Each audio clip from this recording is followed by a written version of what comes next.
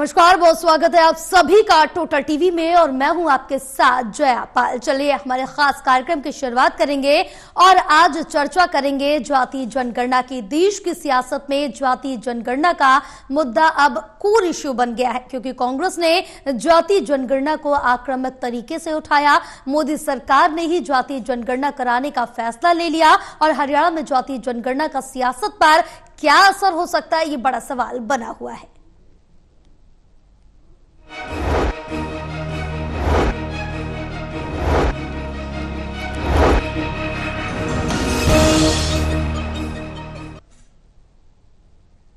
तो आज उसी मुद्दे को लेकर चर्चा करेंगे। हमारे साथ खास मेहमान जुड़ चुके हैं। Associate editor doctor Mahesh Kumar हमारे साथ जुड़े हैं, एसोसिएट एडिटर देवेंद्र कथुरिया हमारे साथ जुड़े हैं और वरिष्ठ पत्रकार वीरेंद्र सोनी जी भी हमारे साथ जुड़े हैं। आप तीनों का बहुत स्वागत है हमारे खास कार्यक्रम में। चर्चा करेंगे, लेकिन उससे पहले दिखाएंगे एक खास रिपोर्ट।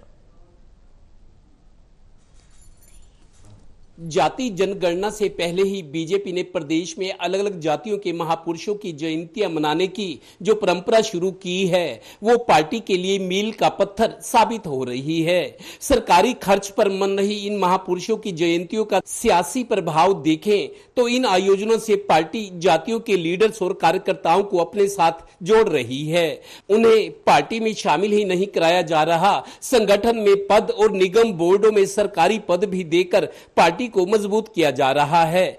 इससे पहले बीजेपी ने कांग्रेस, इनेलो और आप के कई नेताओं को अपने पाले में खड़ा कर दिया। महापुरुषों की जयंतियों की बात करें तो महर्षि वाल्मीकि जयंती, महर्षि रविदास जयंती, कश्यप जयंती, अहिल्याबाई होलकर जयंती, महाराजा अग्रसेन जयंती, शहीद मदन लाल ढींगरा जयंती, शहीद उधम सिंह जयंती, भगत सिंह जयंती, सिख गुरुओं की जयंतियां और अभी करनाल में कल महाराणा प्रताप जयंती और आज रोहतक में भगवान परशुराम की जयंती। रोहतक का कार्यक्रम तो बहुत बड़ा था। वाओ! मैं धन्यवाद करता हूं अपने लोकप्रिय मुख्यमंत्री नायब सिंह सैनी जी का, जो एक छोटे से निवेदन पर आज ये सरकारी प्रोग्राम प्रहावर की इस जमीन पर जो मनाने का अवसर मिला है। और ये ऐतिहासिक बात है कि 50 वर्षों के बाद अगर इस गौड़ संस्था के अंदर किसी मुख्यमंत्री ने आकर इतनी बड़ी दरियादिली दिखाने का काम किया है और यहाँ पर आप सबकी हाजिरी में जो नींव रखी गई है, इसके लिए मैं लोकप्रिय मुख्यमंत्री नायब सिंह सैनी जी का बहुत बहुत आभार और धन्यवाद करता हूं।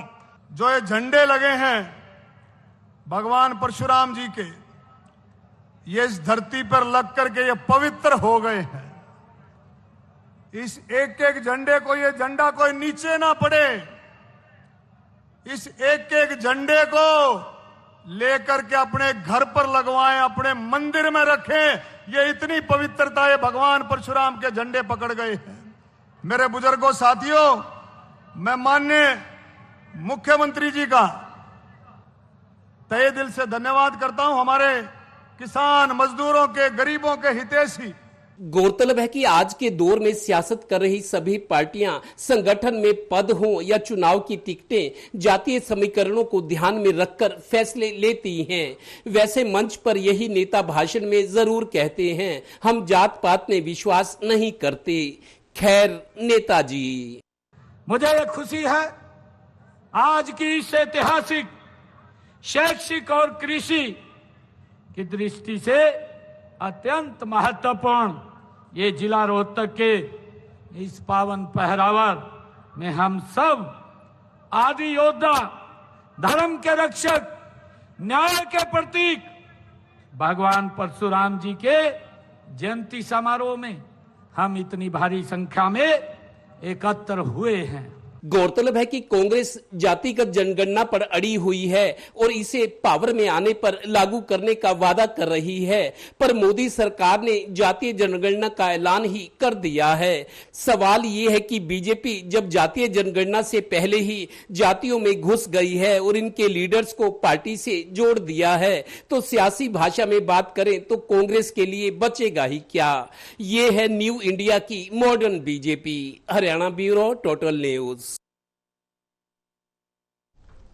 तो चलिए चर्चा की शुरुआत करेंगे। हमारे साथ पूरा पैनल जुड़ा हुआ है। देवेंद्र, सबसे पहले आपके पास आऊंगी और जाति जनगणना करने से पहले बीजेपी जातियों को साधने में जुट गई है, एक एक करके सभी जातियों को साध रही है।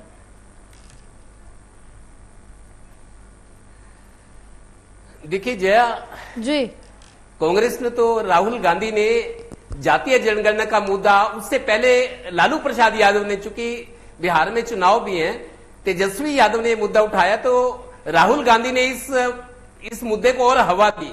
और राहुल गांधी तो ये कहने लगे कि जातीय सर्वे कराना जरूरी है ताकि पता लगे इस देश में किस जाति के कितने लोग हैं, सरकार उनके लिए योजनाएं बना सके, कमजोर लोगों को उठाया जा सके।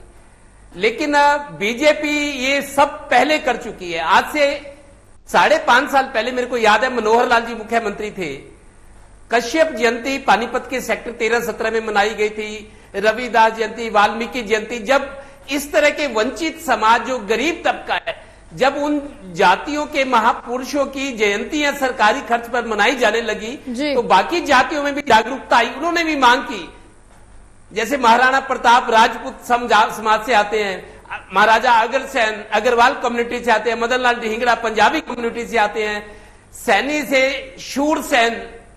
तो अलग अलग बिरादरी के समाज के लोगों ने ये कहा कि अगर जातियों के महापुरुषों को, महापुरुष सभी के होते हैं, किसी एक जाति के नहीं होते जी। लेकिन जिस समाज से वो आते हैं उस सम्मान का मान बढ़ता है उससे, कि हमारे पीछे, जैसे सिख गुरु कहते हैं, सिख गुरुओं ने देश के लिए लड़ाइयां लड़ी, मुगलों के खिलाफ, अंग्रेजों के खिलाफ कुर्बानियां दी। तो आज सिख छाती ठोक कर कहते हैं कि हमारे सिख गुरुओं ने इस देश के लिए शहीदियां दी, कुर्बानियां दी है। इसी तरीके से किसी भी जाति के महापुरुष हो, लेकिन वो सब समाज के लिए करते हैं, किसी एक वर्ग के लिए नहीं। लेकिन जिस समाज से आते हैं उनका गौरव बढ़ता है, वो अभिमान कर सकते हैं कि हमारे समाज के इस शख्स ने समाज को, देश को, दुनिया को राह दिखाई। तो 5.5 साल पहले कश्यप जयंती पानीपत में हुई थी। उन्हीं दिनों में फिर रविदास जयंती, वाल्मीकि जयंती, फिर ये जयंतियां बढ़ती चली गई और फिर सिख गुरुओं की जयंतियां मनाई जाने लगी, महाराजा अग्रसेन पंजाबी कम्युनिटी के, सैनिक कम्युनिटी के। तो अब आज मेरे को लगता है करीब 13 से 14 तक जयंतियां सरकार मना रही है अपने खर्च पर। और वो जाति के लोग जो लीडर्स हैं वो कहते हैं कि सरकार हमें मान सम्मान दे रही है। आप देखिए कल महाराणा प्रताप की जयंती करनाल में मनी, आज रोहतक में परशुराम जयंती मनी है। तो इसी से नजर गए बीजेपी जातियों के मामले में कितनी आगे निकल गई और कितनी दूरदर्शी सोच रखती है। बिल्कुल, बीजेपी की जो तैयारियां हैं वो अगर हम 24/7 कहें वो जरूर चलती रहती है महेश, क्योंकि जातियों को जोड़कर कांग्रेस की घेरेबंदी इस समय बीजेपी कर रही है। क्योंकि आज जिस तरह से देखा कि परशुराम जयंती के उपलक्ष्य में रोहतक में एक बड़ा कार्यक्रम किया, कल महाराणा प्रताप की जयंती मनाई गई थी और कुछ दिन पहले अहिल्याबाई होलकर और कश्यप जयंती भी मनाई गई थी। इस तरह से अन्य जयंती और समुदायों के महापुरुषों की जयंती मनाकर उस वर्ग के लोगों को साधने का काम इस समय बीजेपी कर रही है। देखिए, अगर हम अतीत में इस तरह के कार्यक्रमों को देखने समझने की कोशिश करें तो इस तरह के कार्यक्रम पहले भी होते रहे हैं, लेकिन वो सरकार के खर्च पर बेहद कम आयोजित किए गए। अब सरकार ने, नायब सरकार की तरफ से एक खास पॉलिसी यहाँ पर बना दी गई और अलग अलग जातियों को, चाहे वो छोटी से छोटी जाति है और चाहे बड़े से बड़ी जाति, उन्हें साधने के लिए उनके जो महापुरुष हैं उन्हें जो है पूजने का काम एक तरीके से रैली के मंच से किया जाता है और खर्च देती है हरियाणा सरकार। अब इसका फायदा क्या है? दरअसल इसका फायदा यह है कि इस तरह के मंच पर जब मुख्यमंत्री पहुंचते हैं, भारतीय जनता पार्टी के तमाम पदाधिकारी पहुंचते हैं, भारतीय जनता पार्टी यानी कैबिनेट में जो लोग मौजूद हैं, यकीनन फिर वो भारतीय जनता पार्टी के मंत्री हैं, भारतीय जनता पार्टी के नेता कार्यकर्ता हैं। ये लोग जब एक धार्मिक मंच पर पहुंचते हैं, और धार्मिक से ज्यादा मैं सामाजिक मंच कहूंगा, एक बहुत बड़ा वर्ग ऐसा होता है जो राजनीति से सीधे जुड़ा हुआ नहीं होता, किसी नेता विशेष से जुड़ा हुआ नहीं होता, किसी राजनीतिक दल विशेष से जुड़ा हुआ नहीं होता, लेकिन अलग अलग जातियों में सामाजिक एक दायरा होता है। उसी सामाजिक दायरे को राजनीतिक रंग में रंगने की तैयारी भारतीय जनता पार्टी की तरफ से एक बहुत सोची समझी तैयारी मानी जा सकती है। यानी बहुत सारे ऐसे लोग जो कि अपनी अपनी जातियों का नेतृत्व करते हैं लेकिन राजनीति में शामिल नहीं है, किसी राजनीतिक दल विशेष से जुड़े हुए नहीं है, लेकिन अपने सामाजिक दायरे का नेतृत्व वो लोग करते हैं। अब मौका यहाँ पर सरकार के पास है, सरकार के कैबिनेट मंत्री, खुद मुख्यमंत्री अगर किसी सामाजिक कार्यक्रम का और किसी महापुरुष के जन्मोत्सव को लेकर या उनके अवतरण दिवस को लेकर अगर कोई रैली का आयोजन करते हैं, रैली नुमा कार्यक्रम का आयोजन अगर करते हैं, तो जयंती कार्यक्रम उसे नाम दिया जाता है ज्यादातर। तो ऐसे कार्यक्रम के मंच पर चूंकि खर्चा तो सरकार ने देना है, तो ऐसे में संसाधनों की, सुविधाओं की तो कोई परेशानी आसानी होगी नहीं। कैबिनेट मंत्री मौजूद रहेंगे, खुद मुख्यमंत्री मौजूद रहेंगे, तो जाहिर है फिर समाज के लोगों को मांगने में आसानी होगी। किसी भी तरह का मांग पत्र अगर समाज के लोगों की तरफ से सामने रखा जाता है तो यकीनन फिर उन मांगों को पूरा भी किया जाता है। यानी अब सामाजिक दायरे के वो लोग जो कि राजनीतिक हस्तक्षेप से दूर थे, राजनीतिक इंटरफेरेंस से दूर थे, राजनीतिक कनेक्टिविटी से दूर थे और भारतीय जनता पार्टी की पहुंच से दूर थे, तमाम वो लोग अब मुख्यमंत्री के करीब आ गए हैं, मुख्यमंत्री के मंच पर बैठे नजर आ रहे हैं। और जब इनकी जरूरत पड़ेगी, यानी जब चुनावी अग्नि परीक्षा के वक्त इन नेताओं की जरूरत पड़ेगी, तो जो कनेक्ट है वो मुख्यमंत्री का सेकंड्स के भीतर हो सकता है। और वो जो संपर्क है, ये जो संपर्क तमाम सामाजिक दायरे से जुड़े नेतृत्व करने वाले लोगों के साथ इस वक्त कनेक्ट हो रहा है, ये चुनावी मौसम में बेहद कारगर साबित होगा। जब पर्चे बांटकर जो है वोट जुटाने की कोशिश की जाएगी, होर्डिंग्स और एडवर्टीजमेंट्स के जरिए वोट जुटाने की कोशिश की जाएगी, उस वक्त भारतीय जनता पार्टी के लिए बेहद आसान होगा कि इन सामाजिक नेतृत्व करने वाले लोगों के साथ संपर्क साधेंगे और उससे पूरा का पूरा जो समाज है, पूरा का पूरा जो वर्ग है, वो एक तरीके से साधने में भारतीय जनता पार्टी को बेहद आसानी हो जाएगी। और ऐसे ही लोगों को उस वक्त मंच पर सामने खड़ा कर दिया जाएगा जो लोग भारतीय जनता पार्टी के लिए वोट मांगेंगे। ये पूरा तंत्र है जिसे आसानी से समझा जा सकता है। बिल्कुल वीरेंद्र जी, जिस तरह से देखिए जातीय जनगणना का मुद्दा इस समय कोर इश्यू बना हुआ है। कांग्रेस ने जातीय जनगणना को आक्रामक तरीके से क्या उठाया, मोदी सरकार ने जातीय जनगणना कराने का फैसला ले लिया। अब हरियाणा में जातीय जनगणना का सियासत पर अगर असर की बात करें तो क्या कुछ हो सकता है? देखिए, अब जो राजनीति है हरियाणा की, वो जातीय राजनीति प्रभावित है जी। हरियाणा की राजनीति जातीय आधारित है, पहले से ये रहा है। अब चाहे हाल के विधानसभा चुनाव थे, लोकसभा चुनाव थे, जो टिकटों का वितरण है वो भी जातिगत गणित के आधार पर होता है। सभी दल ऐसा करते हैं। और देखिए, भारतीय जनता पार्टी ने जो महापुरुषों की जयंती मनाने का कार्यक्रम किया है, इस कार्यक्रम से लोगों में चेतना आई है, लोगों को अपने महापुरुषों के बारे में जानकारी मिली है। लेकिन इसके अलावा देखिए, इसके राजनीतिक पहलू भी हैं। भारतीय जनता पार्टी को लाभ तो मिला है, लेकिन क्या अगर इसके अंदर दूसरे दलों के नेताओं को भी आमंत्रित किया जाए, जो एक अच्छा संदेश, सकारात्मक संदेश जाएगा।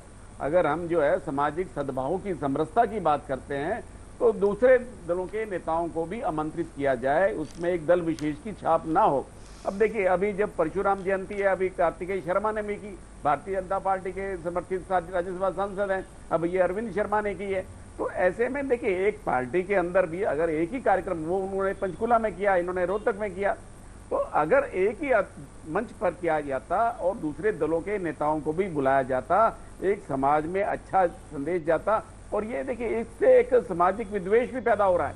कुछ लोग ये कह रहे हैं, देखिए विपक्ष को कहने का अवसर मिल रहा है जी। तो इस तरह हम एक तो समरसता की बात करते हैं, जातिवाद को समाप्त करने की बात करते हैं, दूसरी हम जातिवाद अनुवाद पैदा कर रहे हैं। तो देखिए, इसमें पक्ष विपक्ष तो चलता रहेगा, लेकिन भारतीय जनता पार्टी ने महापुरुषों को मनाने की, जयंतियां मनाने की पहल अवश्य की है। लेकिन इसके परिणाम क्या है? क्या राजनीतिक उद्देश्य देखे जाना चाहिए? क्या हम महापुरुषों के जो उनके आदर्श हैं, उनके विचार हैं, उनको कहां तक आत्मसात कर रहे हैं? अब देखिए, पाठ्यक्रमों में शामिल किया जा रहा है, महापुरुषों की जीवनी को पाठ्यक्रम में शामिल करने का अच्छा प्रयास है, लेकिन ऐसे राजनीतिक आयोजनों से क्या हम समाज के अंदर क्या संदेश दे रहे हैं? अब मनोहर लाल जी जब हरियाणा के मुख्यमंत्री थे, तो उन्होंने जो पंचनद का स्मारक था, अपने स्मारक के लिए अपने जो उनकी 3 एकड़ जमीन थी, जो बाद में तो उन्होंने पूरी जमीन राष्ट्रीय कोष को दे दी है, प्रधानमंत्री कोष को दे दी, उन्होंने 1 एकड़ जमीन जो है पंचनद स्मारक, जो कि 10 लाख लोग विभाजन के समय शहीद हुए थे, उनकी स्मृति में स्मारक बनना था, उसके लिए 1 एकड़ जमीन दे दी थी। तो मतलब एक तरह का उनका भावनात्मक जुड़ाव था, वो एक समाज को जोड़ने की दिशा में कारगर कदम था। तो इसलिए 14 अगस्त को विभाजन विवेक्षा दिवस मनाने की भी पहल शुरू हुई।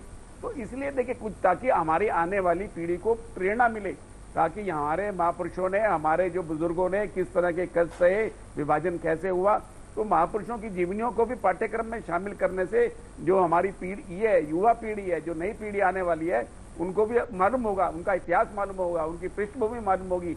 प्रयास अच्छा है, इसके अंदर सभी दलों को जोड़ा जाना चाहिए। किसी एक दल विशेष का कार्यक्रम ना होकर, मात्र सरकारी कार्यक्रम ना होकर जनता का कार्यक्रम होना चाहिए। समाज के सभी वर्गों की भागीदारी होनी चाहिए, ताकि आपस में वैमनस्य ना बढ़े, विद्वेष ना बढ़े, ताकि लोगों को लगे कि हम एक संगठित समाज की कल्पना कर रहे हैं, उसको साकार करने का काम कर रहे हैं। बिल्कुल। और देवेंद्र, जिस तरह से देखिए, जब जातीय जनगणना का ऐलान किया गया था उस समय क्रेडिट लेने की होड़ साफ तौर से देखने को मिली थी, लेकिन अगर ये बात करें कांग्रेस की तो कांग्रेस जातीय जनगणना की बात तो करती रहती है और क्रेडिट की होड़ भी हमने देखी, लेकिन जमीन पर वो कहां गायब हो जाती है, जमीन पर नहीं दिखती है। देखिए जया, राहुल गांधी ने अब लोकसभा चुनाव जो हुए हैं जी 2024 में, इस बार कांग्रेस को ज्यादा सीटें मिले, 99 सीटें, और राहुल गांधी दोनों जगह से जीते हैं, केरल से भी, यूपी से भी। अब पार्टी को आगे बढ़ाने के लिए, क्योंकि पार्टी फिसड्डी साबित हो रही थी, बीजेपी का मुकाबला नहीं कर पा रही थी, कुछ ऐसे मुद्दे चाहिए जिससे पार्टी को आगे बढ़ाने में मदद मिले, पार्टी अपना पक्ष समझा सके, लोगों को बता सके कि कांग्रेस क्या करना चाहती है। तो एक चुनावी मुद्दा था वो, चुनाव के टाइम, चूंकि अब फिर बिहार के चुनाव है तो लालू प्रसाद यादव ने मुद्दा उठाया, फिर उनके बेटे तेजस्वी यादव ने, राहुल गांधी ने इस मुद्दे को, और चूंकि जो विपक्ष का गठबंधन है, और हवा दे दी। लेकिन आपको बताऊं, जो जातीय वाली एक बात हरियाणा की धरती से उठी थी करीब 6-7 साल पहले, कि राजकुमार सैनी थे, राजकुमार सैनी बीजेपी के सांसद बने थे कुरुक्षेत्र से। राजकुमार, जो आरक्षण है, देखिए नौकरियों में, स्कूल कॉलेज में जो आरक्षण होता है, या प्रमोशन में, नौकरियों में, या भर्ती में होता है, राजकुमार सैनी एमपी बने थे कुरुक्षेत्र से बीजेपी की टिकट पर, तो बीजेपी ने उनका इस्तेमाल भी किया, सभी जानते हो बीजेपी की जो मकसद था। तो राजकुमार सैनी ने मुद्दा उठाया कि जो आरक्षण को लेकर लड़ाई है हरियाणा में या हरियाणा से बाहर भी, पूरे देश में, राजकुमार सैनी ने कहा था कि जातियों का एक सर्वे करा लिया जाए, किस जाति के कितने लोग हैं, उनको सरकारी नौकरी में उनकी हिस्सेदारी दे दो। ये मुद्दा हरियाणा की धरती से भी उठा था। ये अलग बात है कि विधानसभा में, लोकसभा में पार्टियां कितनी टिकट किस जाति को दें, लेकिन तब हरियाणा में जब राजकुमार सैनी सांसद थे बीजेपी के, उन्होंने एक हवा दी इसी मामले को कि आप जातियों का आरक्षण सर्वे करा लो, जो नौकरियों में आरक्षण है, जिसकी जितनी जाति भारी, उस पर मतलब उसको डिवीजन कर दो, उनको उतनी नौकरियां सरकारी में दे दो, आरक्षण का झगड़ा ही खत्म हो जाएगा। तो ये बात हरियाणा से तब भी उठी थी, लेकिन अब जातीय सर्वे जो है वो राष्ट्रव्यापी मुद्दा बन गया है, और राहुल गांधी कांग्रेस को बनाने की कोशिश कर रही है, क्योंकि बिहार के नेता भी कह रहे हैं, और बिहार एक ऐसी स्टेट है जो देश की सरकार बनती है, यूपी बिहार उस सरकार को बनाने या ना बनाने में उनकी बड़ी भूमिका रहती है। तो अब ये एक मुद्दा बन गया है, लेकिन बीजेपी ने एक और जबरदस्त दाव खेलते हुए जो कांग्रेस का मुद्दा है उन्हीं के मुद्दे को बनाने की कोशिश की है, और जातियों में बीजेपी पहले ही घुस गई है। जातियों के जो लीडर्स हैं, कार्यकर्ता हैं, उस जातियों की जो महिला वर्ग है, कि महिला वर्ग का भी अच्छा खासा वोट है, उनको बीजेपी से जोड़ा गया है। तो राजनीति कैसे चलती है, समाज से, लोगों से, और ये जो जाति के लोग हैं सबकी वोट है, पार्टियों को सबकी जरूरत है, सबके वोट की, सब जातियों की। नेता भाषण जरूर देते हैं कि हम जात पात को नहीं मानते, लेकिन टिकटों के वितरण में या कोई पद देना हो को संतुलन बनाना जाता है। तो ये है कि राजनीति है हाथी के दांत खाने की ओर, दिखाने की ओर। बिल्कुल। और जिस तरह से महेश देखे कि अब बीजेपी यहाँ पर जातीय सम्मेलन हरियाणा में कर रही है, और कांग्रेस की बात करें तो ओबीसी, एससी, एसटी के हकों की लगातार कांग्रेस आवाज उठाती हुई नजर आ रही। बीच में जिस समय चुनाव हुए उस समय भी गायब नजर आई, नगर निगम के चुनाव हुए उसमें भी कांग्रेस यहाँ पर नजर नहीं आई। लेकिन अब एक बार फिर से क्या यहाँ पर कांग्रेस एक्टिव दिख पाएगी, जितनी आवाज उठाती है, लेकिन किस तरह से उनको पार्टी से जोड़ा जाए, किस तरह से वहां पर आम जनता तक, किस तरह से कार्यकर्ताओं तक, किस तरह से अपनी पार्टी में और ज्यादा बढ़ोतरी की जाए, वो कहीं ना कहीं उसमें जो चूक है कांग्रेस की तरफ से वो साफ तौर से नजर आ रही। यानी कि जितनी मेहनत करनी चाहिए थी कांग्रेस को हरियाणा में, उतनी नहीं कर रही है। देखिए जया, मुझे लगता है कि आम लोगों को तो कांग्रेस पार्टी अपने साथ बाद में जोड़ेगी। पहले अगर किसी को जोड़ने की जरूरत है तो अपने नेताओं को कांग्रेस पार्टी को जोड़ने की जरूरत है। इस बार भी कांग्रेस पार्टी का अच्छा खासा माहौल था और विधानसभा चुनाव में लग रहा था कि सत्ता परिवर्तन हो सकता है, नहीं हुआ, क्योंकि कांग्रेस पार्टी के अंदरूनी हालात ठीक नहीं थे। और जब तक ये शीर्ष नेता, जो कि 4-5 बड़े नाम है, एक साथ मिलकर राजनीति में कांग्रेस पार्टी को मजबूत करने की कोशिश नहीं करेंगे, तब तक कुछ कांग्रेस पार्टी का भला नहीं हो पाएगा। पाएगा। यहाँ पर जनता को तो बाद में जोड़ने की जरूरत कांग्रेस पार्टी को पड़ेगी, पहले अपने नेताओं को जोड़ने की जरूरत है। अंदर का जो तूफान है जो कि लोकसभा चुनाव से शुरू हुआ था और उस वक्त घमासान देखा गया था, उसके बाद विधानसभा चुनाव में जीती बाजी कांग्रेस पार्टी हार गई। अब जनता को तो बाद में जोड़ने की जरूरत कांग्रेस पार्टी को पड़ने वाली है, पहले अपने नेताओं को जोड़ने की जरूरत कांग्रेस पार्टी के सामने खड़ी है। या तो इन नेताओं से किनारा कांग्रेस पार्टी को करना होगा, या फिर इन्हें एकजुटता का पाठ पढ़ाना होगा, या इन्हें एक तरीके से शक्ति विहीन करना होगा। पार्टी संगठन को मजबूत करने की जो एक डिटर्मिनेशन है वो कांग्रेस पार्टी के शीर्ष नेतृत्व में देखने को जब तक नहीं मिलेगी तब तक ये कांग्रेस पार्टी से नहीं हो पाएगा। पहले नेताओं को जोड़ने की जरूरत पड़ेगी, जनता वोटर तो बाद में कांग्रेस पार्टी के साथ जुड़ेगा। तो मुझे लगता है कि अभी तो जो जुड़ाव और कंपटीशन का जो जिक्र यहाँ पर चल रहा है भारतीय जनता पार्टी और कांग्रेस उस कंपटीशन से काफी दूर है, कोसों दूर है, क्योंकि अंदर के जो हालात है कांग्रेस पार्टी के वो इस बात की इजाजत नहीं देते कि पार्टी को एक मजबूत नेतृत्व के रूप में देखा जाए, क्योंकि अंदर की जब तक हालात ठीक नहीं होंगे, जब तक एक गाड़ी के चारों पहिए एक साथ नहीं चलेंगे, तब तक जो गाड़ी अपने गंतव्य तक नहीं पहुंच सकती है। यहाँ चारों के चारों पहिए अलग अलग दिशाओं में भागते हैं, कोई ब्रेक लेता है तो कोई स्पीड बढ़ाता है। तो ऐसे में ऐसी परिस्थितियों में कांग्रेस पार्टी के पास पाने को कुछ भी नहीं है। जो परफॉर्मेंस इस वक्त देखने को मिल रहा है भारतीय जनता पार्टी का, चाहे वो नीतियों के लिहाज से, उसके इंप्लीमेंटेशन के लिहाज से, और चाहे जातिगत जिस तरीके से मुद्दे यहाँ पर कांग्रेस पार्टी से छीनने का काम भारतीय जनता पार्टी कर रही है। और ये एकमात्र मुद्दा ऐसा नहीं है कि जो कि भारतीय जनता पार्टी ने कांग्रेस से छीन लिया हो या किसी दूसरे राजनीतिक दल से छीन लिया हो। आप देखिए कि अलग अलग विधानसभा चुनाव में भी जब कांग्रेस पार्टी जो मैनिफेस्टो बनाती है उसमें 100 रुपए 200 रुपए जोड़कर बड़ी घोषणा जो है भारतीय जनता पार्टी के लोग कर देते हैं। तो ऐसे में यहाँ घोषणाओं में कांग्रेस पार्टी को आगे निकलने का मौका भारतीय जनता पार्टी नहीं देगी। और हमने दिल्ली विधानसभा चुनाव में तो देखा कि जो घोषणाएं अरविंद केजरीवाल कर रहे थे उससे बड़ी घोषणाएं भारतीय जनता पार्टी कर रही थी। तो ऐसे में अब घोषणाओं की बारिश में भारतीय जनता पार्टी पीछे नहीं रहने वाली है। तो ऐसे में अभी तो कांग्रेस को अंदर के तूफान का मुकाबला करना है, उससे आगे की बात तो बाद में चलेगी।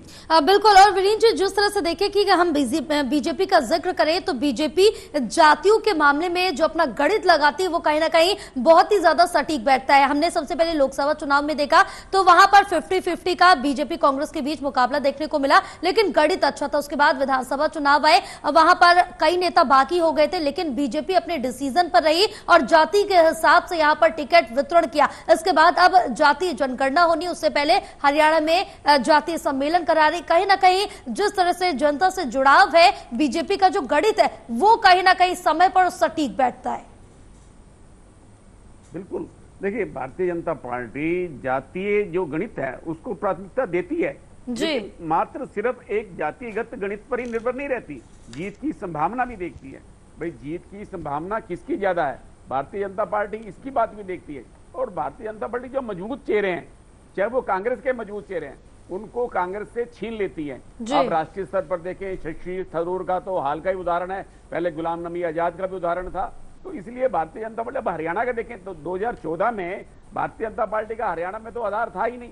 वो दूसरे दलों से जो लोग आए थे, भारतीय जनता पार्टी ने उनको अपने साथ जोड़ा। उसकी श्रृंखला में हम राव इंद्रजीत है, चौधरी वीरेंद्र सिंह है, धर्मवीर सिंह है, अब बाद में अरविंद शर्मा है, कुलदीप बिश्नोई है, ऐसी लंबी लिस्ट है जो लोग कांग्रेस से छीने हैं, भारतीय जनता पार्टी में आए हैं। भारतीय जनता पार्टी ने योजनाबद्ध ढंग से, किरण चौधरी का उदाहरण भी हमारे सामने हाल का, तो भारतीय जनता पार्टी ऐसे लोगों को छीन लेती है, अपने संगठन में शामिल करती है। भारतीय जनता पार्टी योजनाबद्ध ढंग से काम करती है, पहले से ही लगा देती है ये प्रमुख नेता है इस जाति विशेष का, उसको पार्टी में शामिल करना है। देखिए, अब राजनीति स्वार्थ की है और स्वार्थ के सभी प्रेरित होते हैं, स्वार्थ का झुकाव है, तो इसलिए अब सेवा की राजनीति नहीं है, अब स्वार्थ की है। जिसको जहां अपना व्यक्तिगत भविष्य नजर आता है वो उस दल की राह पकड़ लेता है। तो भारतीय जनता पार्टी इसका फायदा उठाती है, किसी को राज्यसभा में भेज देती है, किसी को विधायक बना देती है। हाँ, इसकी जो निष्ठावान और समर्पित कार्यकर्ता हैं उनको पीड़ा होती है, लेकिन ये क्षणिक भर के लिए पार्टी उनको भी मना लेती है कि अगर हम उनको अपने साथ नहीं जोड़ेंगे तो हमारा संगठन कैसे बड़ा होगा। हमने राष्ट्रव्यापी दृष्टिकोण रखना है, हमने संकुचित दायरा नहीं रखना। तो इसलिए पार्टी अपने ढंग से बनाती है और जातिगत गणित के आधार पर भारतीय जनता पार्टी काफी मजबूत है। भारतीय जनता पार्टी नए नए चेहरों को आगे ला रही है, जिससे संगठन की अलग छवि बनी है। और कांग्रेस के तो लोग, हमने निगम चुनाव में भी देखा, ये देखिए, अगर हम ये बात करें, जातिगत गणित की बात करें, पानीपत में नगर निगम जब से बना है सबसे ओबीसी का, क्योंकि पहले तो रिजर्व मेयर था और अब देखिए वहां अब जनरल सीट हुई थी, ओपन सीट थी। इस बार भी भारतीय जनता पार्टी ने ओबीसी का प्रत्याशी बना दिया, जिता दिया, मेयर बना दिया। हालांकि देखिए वहां बहुमत तो ज्यादा जनरल का है, लेकिन भारतीय जनता पार्टी कोई भी गणित खेल सकती है, किसी भी तरह की राजनीति कर सकती है। एकमात्र जातिगत राजनीति ही नहीं, भारतीय जनता पार्टी के साथ कई और मुद्दे भी जुड़ते हैं। बिल्कुल, क्योंकि बीजेपी का ध्यान चारों तरफ रहता है और कहां से कौन सा एंगल उठाना, कौन सी रणनीति चलनी है, ये बहुत ज्यादा ध्यान में रखती है। और चुनाव की बात करें तो जाति काफी ज्यादा महत्वपूर्ण हो जाती है। बहरहाल आप तीनों का बहुत शुक्रिया पूरी चर्चा के लिए। और जिस तरह से देखे कि अब बीजेपी की तरफ से हरियाणा में जातीय सम्मेलन किया जा रहा है और जनता को साधने की जो कोशिशें है वो, क्योंकि अलग अलग महापुरुषों की अब जयंती मना रही है, इन जयंती के जरिए अलग अलग वर्गों को साधने की जो कोशिश है वो कहीं ना कहीं साफ तौर से नजर आ रही। लेकिन कांग्रेस की तरफ से कोशिशें की जाती है, जमीनी स्तर पर ये सभी चीजें नदारद रहती हैं, लेकिन चूक कांग्रेस से कहां हो रही, एक बड़ा सवाल। मेरा रुकेंगे एक छोटे से ब्रेक के लिए, ब्रेक के बाद जल्द होंगे हाजिर।